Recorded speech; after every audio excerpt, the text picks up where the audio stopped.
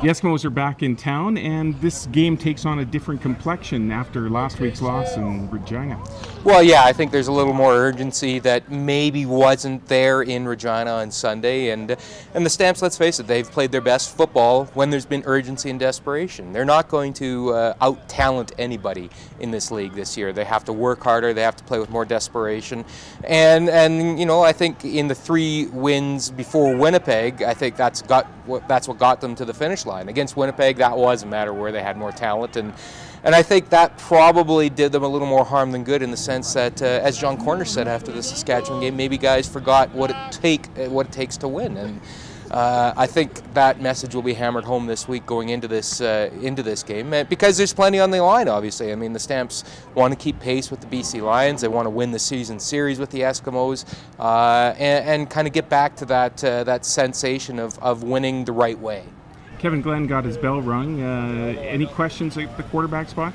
I guess there were on Monday, because you know, he wasn't talking after the game in Saskatchewan, and anytime there's head issues, you start wondering, right? But on Tuesday, he declared himself ready to go, and no lingering effects, no lingering pain. So yeah, it should be Kevin Glenn behind center on Friday night. But another quarterback story, in fact, one you broke.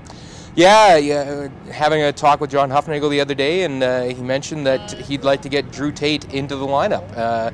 Still not guaranteed, and we won't know for sure until obviously an hour before kickoff, but the reason he'd like Drew Tate back in there for the first time since July 7th in Toronto was just to kind of give him that sensation of feeling a game night urgency, right? It's not that he wants him to play. I mean, he'll be the number 3 quarterback if he dresses.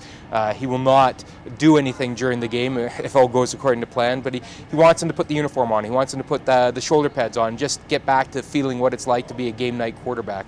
And that's a big step in the recovery from the shoulder injury he suffered in Toronto. Coming out of Regina, there were some distractions. Have they carried on into the preparation for this game? No, and you know, give credit to the Stampeders for getting out ahead of it. Obviously, the situation at the end of the game with John Cornish mooning the crowd in Regina, it was dealt with immediately as opposed to letting it linger, and that's, you know, I think the Stampeders did that very well. And now the focus goes back to football, and here's John Cornish still leading the league in rushing, has a chance to go over the 1,000-yard mark for the first time in his career. I think he's something like 60 yards shy of it, and again, just strengthen his claim to that outstanding Canadian award in the CFL.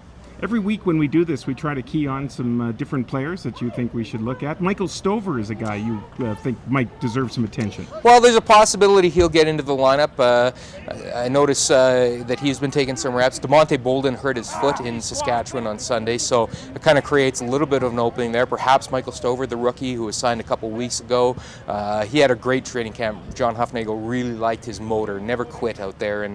But I see Stevie Baggs has been in practice this week for the first time since he signed with the team. There's a possibility he could dress for his first game as well. So the Stampeders do have some options, but I like both of those guys, quite honestly, to possibly get into the lineup. And here we are talking the insider. We haven't even mentioned the dreaded Edmonton Eskimos. What are you expecting Friday night? Your guess is as good as mine. I mean, you know, for the first half of the season, we were talking about that vaunted defense, and now that defense has been shredded the last few weeks. Part of the problem is not the defense. Most of the problem, in fact, is the offense. They just don't spend enough time on the field, and the defense gets tired. So that's the biggest issue there. It's still a question as to who will be starting that game as of when we're taping this right now.